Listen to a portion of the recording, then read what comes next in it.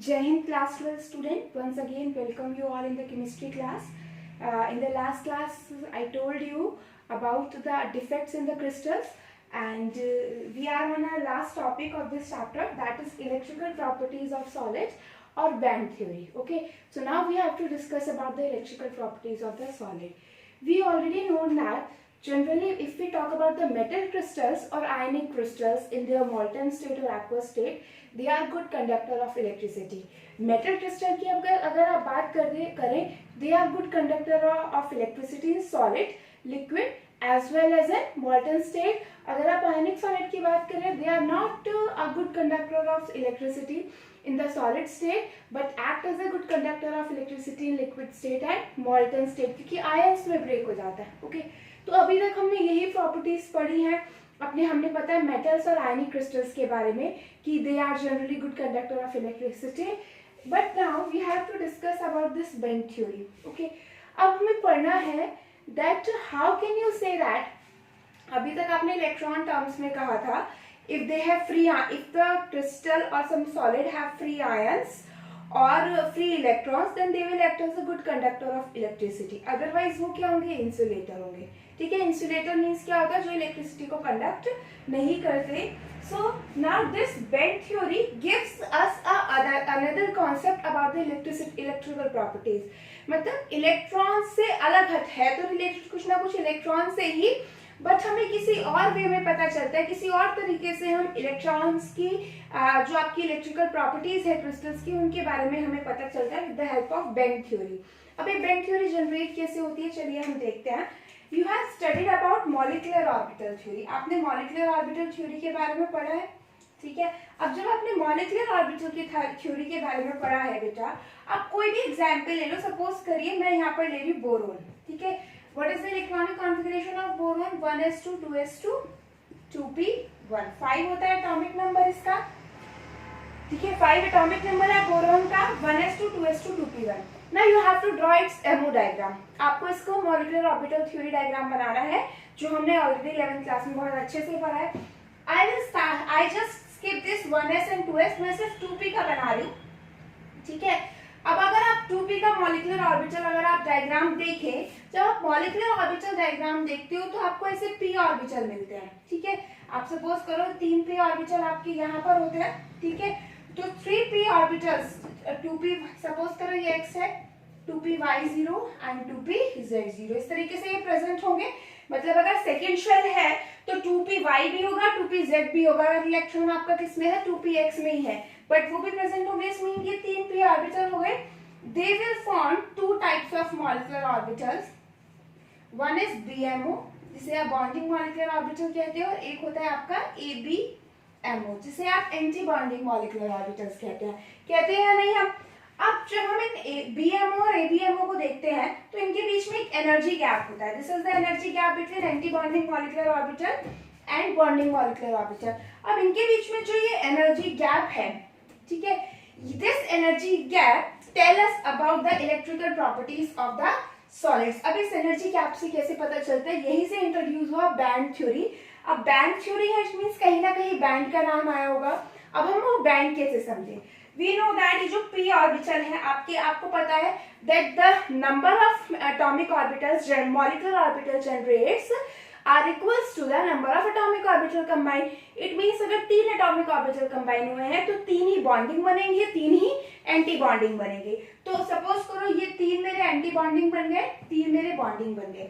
ठीक है, अब जब हम इन एनर्जी को देखते हैं, आपने इनके बीच का वो देखा था, गैप देखा था, एनर्जीज देखी थी, तो मुझे क्या मिलता है? ये बैंड्स की फॉर्म में मिलने लगते हैं. मैं इनको बैंड्स की फॉर्म में consider, just a theoretical concept to explain you about the electrical properties, कि आपको ये 3 आपके ये बैंड है, इसमें सपोज आपका ये BMO के 3 ऑर्बिटल हो गए, ये 3 ABMO के हो गए. ठीक है, तो आपको ये पास मिलेंगे तो आपको एक बैंड सा दिखेगा बनता हुआ, कंटिन्यूअस आपको ऑर्बिटल्स दिख रहे हैं. अगर आप आगे d ऑर्बिटल में जाएंगे तो बहुत सारे ऑर्बिटल्स एक साथ दिखेंगे, तो you will observe a kind of band. आपको एक बैंड ऑब्जर्व मिलेगा. And according to this MOT, ये जो बैंड्स होते हैं, ये जो 2 बैंड्स आपके फॉर्म हुए हैं, इन्हीं बैंड्स से हम रिलेट करते हैं अपनी band theory. According to band theory, there are two types of band present in any element or any crystal. किसी भी एलिमेंट में, किसी भी क्रिस्टल में दो टाइप के बैंड होते हैं. एक आपका होता है conduction band, one is your conduction band, और एक आपका होता है वैलेंस बैंड. वैलेंस बैंड जिसमें आपके इलेक्ट्रॉन्स प्रेजेंट होंगे. इलेक्ट्रॉन्स आपके जो प्रेजेंट होंगे, these are present in the valence band, and conduction band is your empty one, because you have generally see that almost बहुत कम molecules में होता है कि आपके anti bonding fill होते हैं. Generally in all the molecules generally anti bondings are filled, unfilled. कुछ में ऐसा होता है कि हमें ऊपर की साइड जब हम इलेक्ट्रॉन्स को फिल करते हैं in the MO diagram, तो some of the anti bonding orbitals are unfilled, तो उन्हें ही हम कंडक्शन बैंड बोलते हैं. और जो आपकी वैलेंस शेल है जिसमें इलेक्ट्रॉन है लास्ट शेल में, this is known to be a valence band. So according to band theory, in every material, in every crystal, two types of bands are present. One is valence band and other one is conduction band. Valence band जिसमें electron होंगे, conduction band में कोई भी electron नहीं होंगे.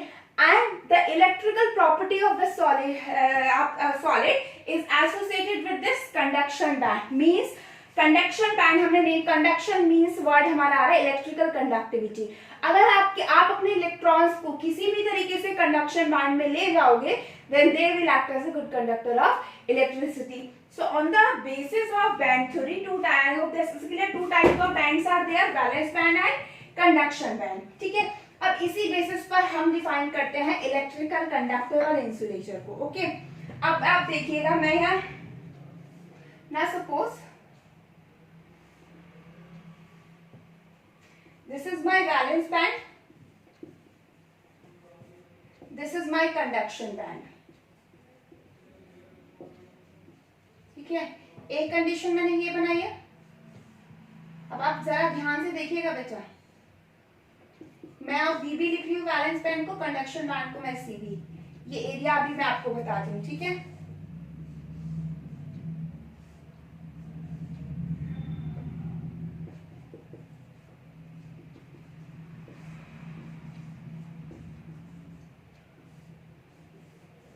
now can you able to see this conduction band valence band. conduction band valence band means मैंने हर condition बनाई है, एक तरीके से कंडीशंस को मैंने ड्रॉ किया है. First condition is that there is no gap between the valence band and conduction band. Band के बीच में, अगर आपके वैलेंस बैंड और कंडक्शन बैंड के बीच में कोई भी गैप नहीं है, it means your electron can easily move to the conduction band. And when your electron moves to the conduction band, the solid will act as a good conductor of electricity. तो अगर आपके valence band और conduction band में बिल्कुल भी gap नहीं है, तो electron from valence band can easily transit to the conduction band. Okay, second condition देखिए, मैंने जो रीजन लिखाया है, this is overlap. ये क्या कर रहा है? Overlap. It means conduction band and valence band are overlapping. ये देखिए फर्स्ट कंडीशन में है, सपोज करो ये आपका कंडक्शन बैंड है, ये वैलेंस बैंड है, ये इस तरीके से है, तो आपके वैलेंस बैंड के इलेक्ट्रॉन इजीली इसमें मूव कर सकते हैं. सेकंड कंडीशन मैंने आपको बताई है, valence band and conduction band they are overlapping each other. जब वो ओवरलैप कर रहे हैं, it means if I will say the electrons are present in the valence band, तो आप ऑटोमेटिकली कह सकते हो ओवरलैपिंग की वजह से they will also present in the conduction band. It means आपका सॉलिड की जो कंडक्टिंग प्रॉपर्टीज है वो बहुत ज्यादा होगी. So these two conditions give rise to conductors. ये आपको conditions किसमें मिलती है? Conductors में मिलती है.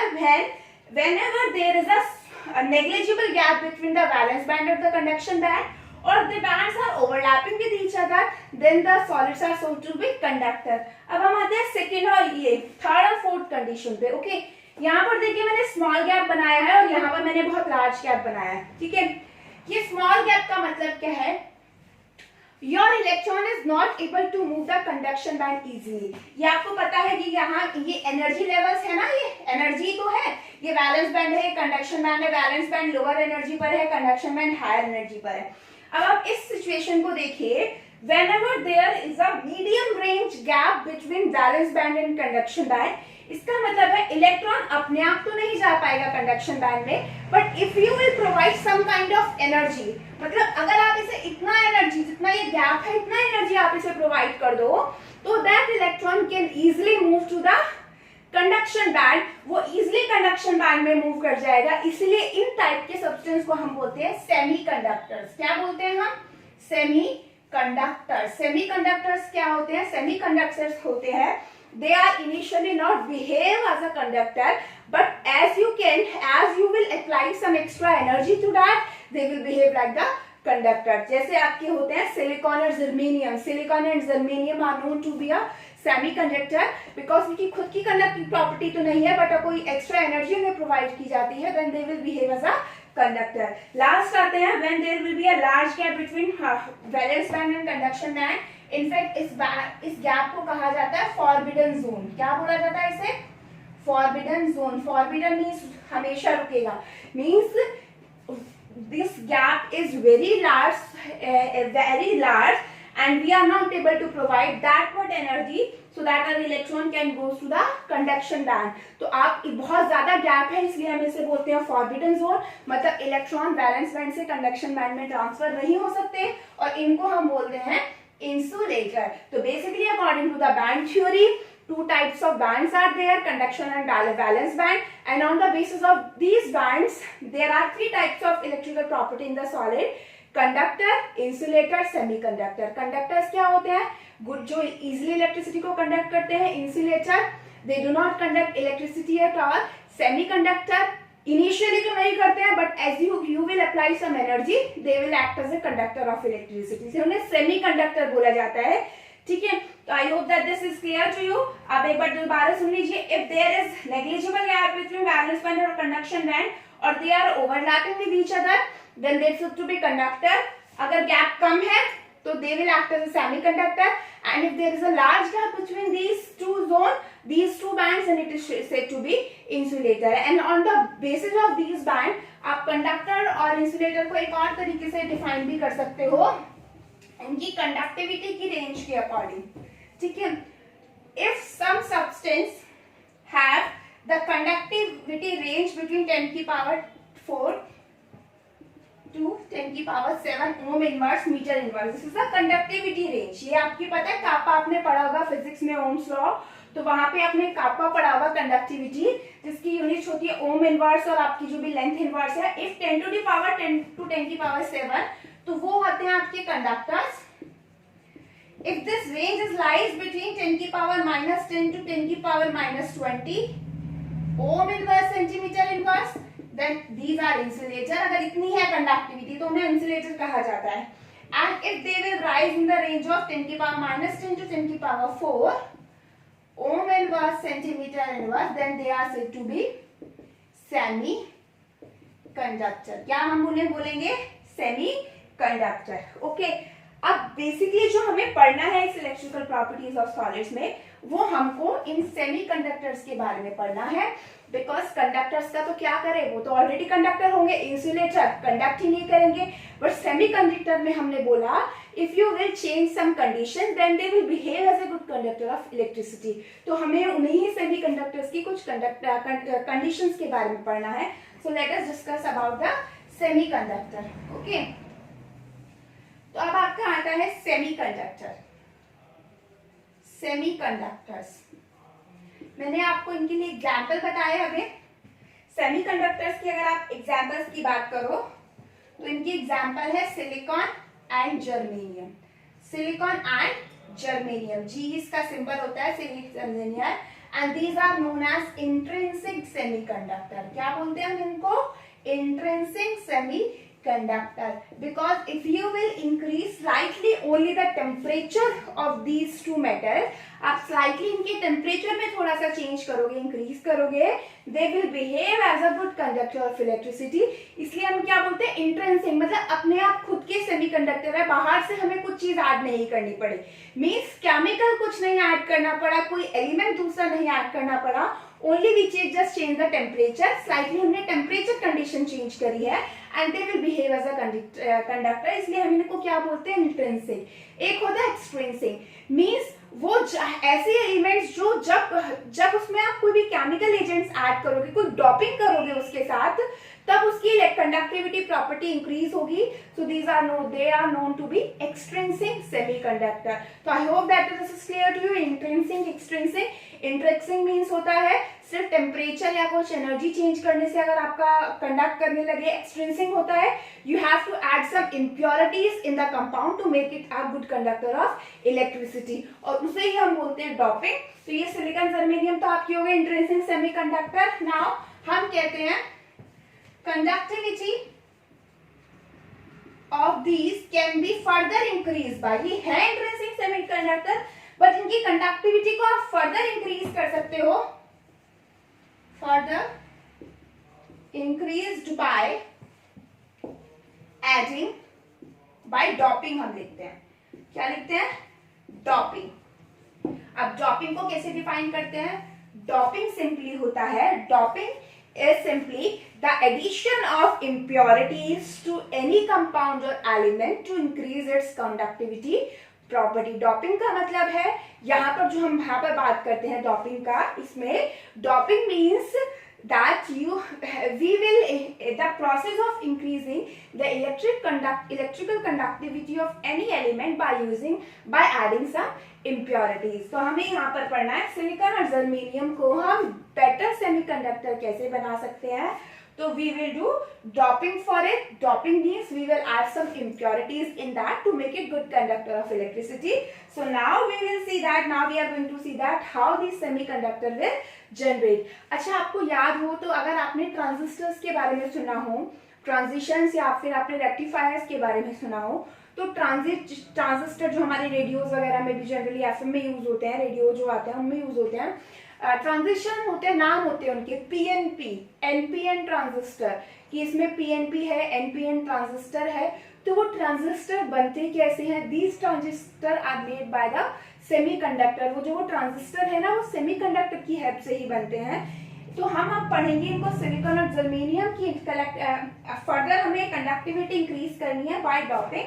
तो अब हम उसको देखते हैं दैट हाउ कि we can increase their conductivity properties. Okay, तो अब आप देखिएगा, मैं सपोज करो मैं यहाँ सिलिकॉन को ही लिख रही हूँ, ठीक है, कि मैंने क्या लिखा है? सिलिकॉन ही लिखा है.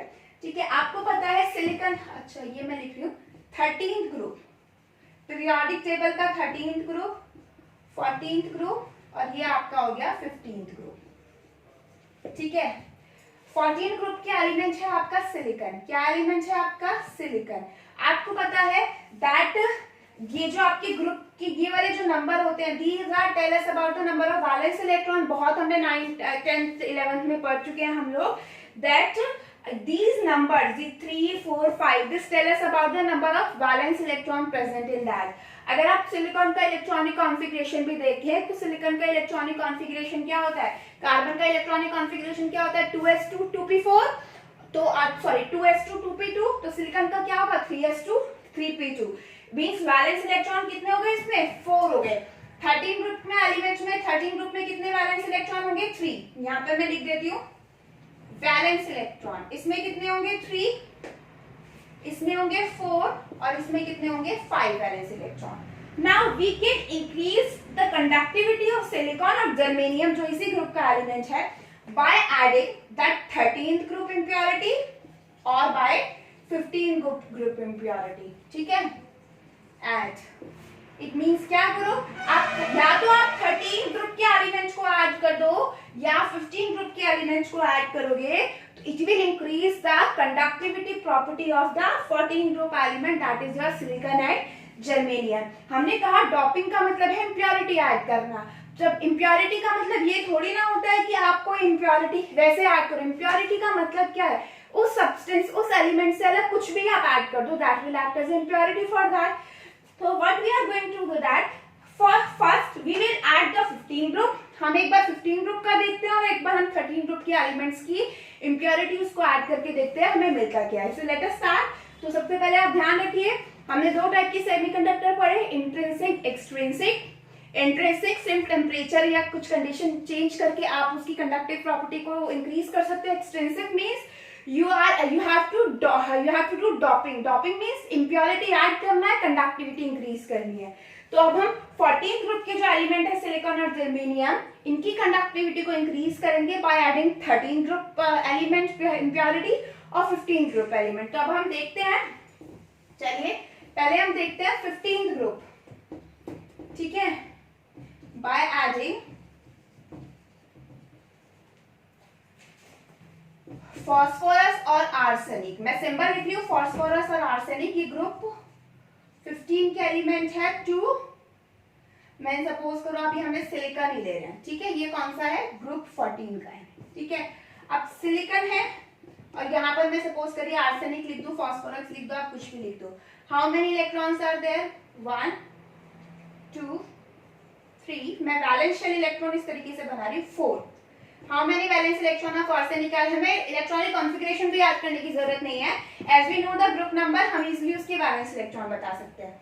तो अब आप देखिए 2 3 4 एंड दिस इज 5, ठीक है। ये सारे क्या इलेक्ट्रॉन्स हैं, ये सब इलेक्ट्रॉन्स हैं या नहीं, ये भी इलेक्ट्रॉन्स हैं, ये भी इलेक्ट्रॉन्स हैं। Now what we have study about the electron, कि जब आप किसी भी इन दो एलिमेंट्स को ऐड करोगे the bonding will start between these two, इनके वैलेंस इलेक्ट्रॉन्स के बीच में क्या होने स्टार्ट हो जाएंगी, कोवेलेंट बॉन्ड फॉर्म होने स्टार्ट हो जाएंगे। एज आपको पता है जो आपकी 13 ग्रुप से ऊपर के एलिमेंट होते हैं, 13 भी basically they generally form the covalent bond. तो जब भी आप इन दो एलिमेंट्स को ऐड करोगे तो will try to form the covalent bond. तो अब आप देखिए ये एक कोवेलेंट बॉन्ड बन गया, ठीक है, मैं बाकी नहीं लिखूंगी, ये दूसरा बन गया, ये तीसरा बन गया, ये चौथा बन गया। Then now listen, the 4 valence electron of silicon form the covalent bond with 4 valence electron of arsenic, but this electron is free। ये आपका क्या हो गया, एक्सेस इलेक्ट्रॉन बच गया, क्या बन गया, एक्सेस, या फिर हम करते हैं फ्री इलेक्ट्रॉन। क्या बन गया ये, फ्री इलेक्ट्रॉन, क्योंकि आप इसको नहीं देखोगे, आप सिलिकॉन को नहीं देखोगे, आप देखोगे जो आपने ऐड किया है उसको। जिस भाई आप ऐड कर रहे हो, कोई इंप्योरिटी ऐड कर रहे हो, उसी की वजह से तो कंडक्टिविटी मेजर कर रहे हो। तो आपने जो सब्सटेंस को ऐड किया है आप उसको देखिए कि इस जो सब्सटेंस हमने ऐड किया उसने 4 बॉन्ड तो बना लिए, but the 5th electron is not able to form any bond with the element, क्योंकि एक सिलिकॉन के पास 4 ही वैलेंस इलेक्ट्रॉन है, तो जितने भी इनके मॉलिक्यूल एलिमेंट्स होंगे, एटम्स होंगे, वो सिलिकॉन 4 ही बना पाएगा। आर्सेनिक का जो 5th है it will always free. And आपको पता है जहां पर फ्री इलेक्ट्रॉन प्रेजेंट होते हैं वो कैसे ऐड करते हैं, good conductor of electricity. So when we add higher group impurity, electron rich impurity, हम इसे बोलेंगे इलेक्ट्रॉन रिच इम्प्योरिटी। हम क्या ऐड कर रहे हैं, इलेक्ट्रॉन रिच इम्प्योरिटी ऐड कर रहे हैं। इलेक्ट्रॉन रिच क्यों है ये, बिकॉज हमने यहाँ देख लिया है कि 4 बॉन्ड बनाने के बाद एक इलेक्ट्रॉन इसका फ्री रह गया, it means it is a electron rich impurity. तो आप जब इलेक्ट्रॉन रिच इम्प्योरिटी ऐड करते हो आप ग्रुप 14 एलिमेंट में, then a free electron will there which will responsible for the conduction of electricity. And as we know that it is a negative charge है ना, electron means negative charge. एक negative charge की वजह से, access negative charge की वजह से electrons की कंडक्टिविटी इंक्रीज हो रही है, सॉरी सिलिकॉन की कंडक्टिविटी इंक्रीज हो रही है। तो इस टाइप को हम बोलते हैं N type semiconductor. N type semiconductor कब बनेंगे, when you will add electron rich impurity to the group 14 element. तो अब आपको समझ में आ गया होगा, इलेक्ट्रॉन फ्री है इसलिए हम इसे फ्री इलेक्ट्रॉन बच गया, नेगेटिव पार्ट बच गया, that's why we say that as N type semiconductor because we add electron rich impurity to it. तो अब हमें पता चल गया क्यों गेटर कंडक्टर बना। अब हम देख लेते हैं ग्रुप 13 में क्या होगा, ग्रुप 13 का क्या होगा, ठीक है।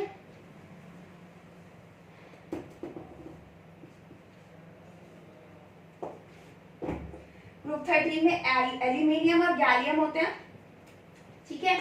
अब हम देखते हैं एल्यूमिनियम और गैलियम क्या करते हैं। सिलिकॉन आप कुछ भी ले लीजिए, एल्यूमिनियम में लिख लीजिए 1 2 3 4, 1 इलेक्ट्रॉन, ये सारे इलेक्ट्रॉन ही है, 2 3। एल्यूमिनियम ग्रुप 13 का वैलेंस इलेक्ट्रॉन कितने होंगे, 3, सिलिकॉन में कितने होंगे, 4। ओके, तो ये इसने बॉन्ड कर लिया, ये इसने बॉन्ड कर लिया, ये इसने बॉन्ड कर लिया, क्या हुआ, अगेन एक फ्री इलेक्ट्रॉन बच गया।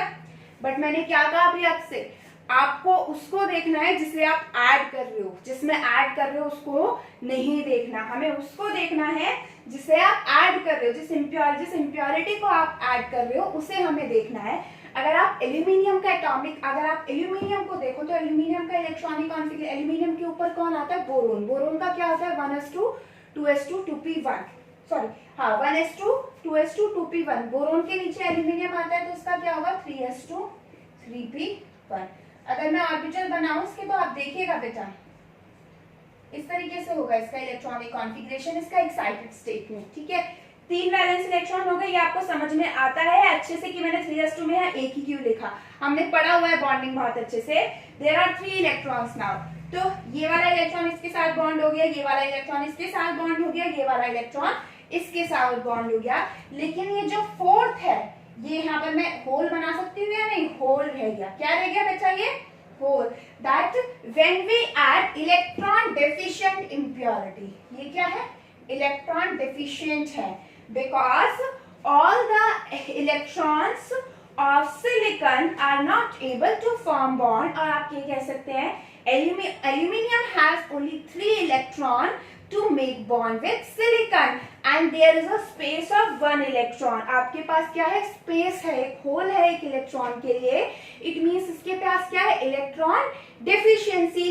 अब ये इलेक्ट्रॉन डेफिशिएंसी हो गई and because of this electron deficiency they will act as a good conductor of electricity. अब हम कैसे कह सकते हैं, इलेक्ट्रॉन डेफिशिएंसी भी हो गई और गुड कंडक्टर ऑफ इलेक्ट्रिसिटी भी हो गई।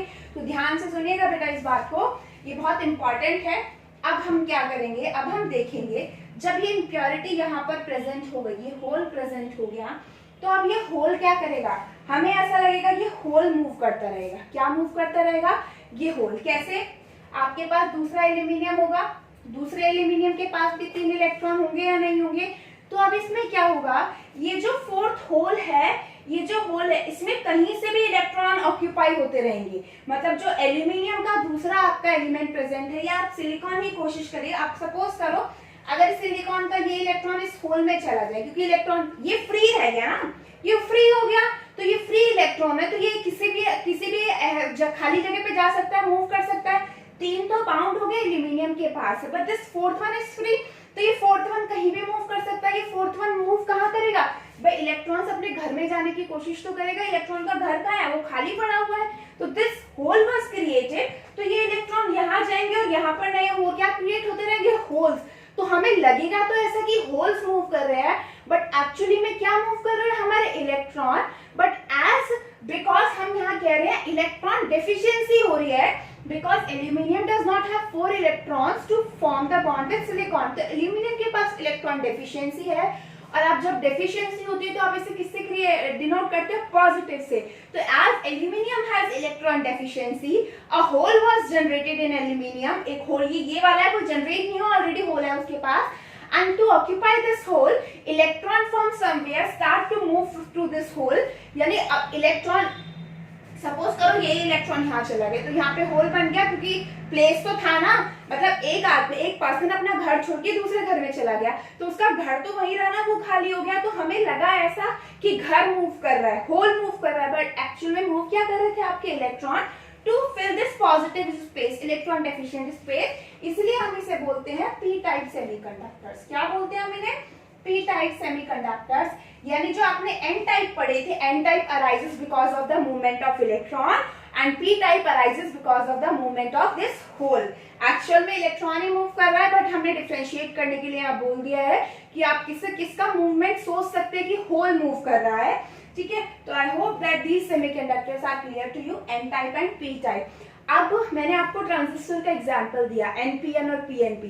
तो ट्रांजिस्टर कैसे बनते हैं, ट्रांजिस्टर बनते हैं, सपोज करो आपके पास ये एन टाइप सेमीकंडक्टर है, ये एन टाइप सेमीकंडक्टर है, और ये क्या है, पी टाइप सेमीकंडक्टर। जो आप ट्रांजिस्टर फॉर्म करते हैं वो कैसे फॉर्म करते हैं, N type P type, N type P type N type, तो बन गया एनपीएन ट्रांजिस्टर। और अगर मैं इसे पी कंसिडर करूं, पी एन पी, तो ये सैंडविच की तरह आपके बनते हैं।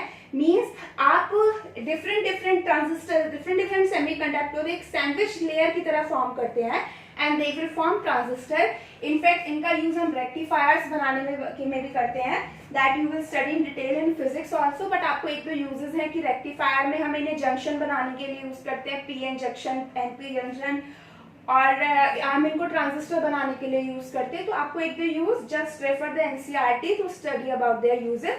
सिर्फ उनका पढ़ना है कहाँ यूज होते हैं, डिटेल कैसे यूज हो रहे हैं वो हमको नहीं पढ़ना है. Okay, so I hope that these semiconductors are clear to you. ठीक है, now so these are our semiconductor properties. तो चलिए अब हम अपने नेक्स्ट टॉपिक पे मूव करते हैं. इसके बाद एक छोटा सा टॉपिक और है, that is magnetic properties of the solid.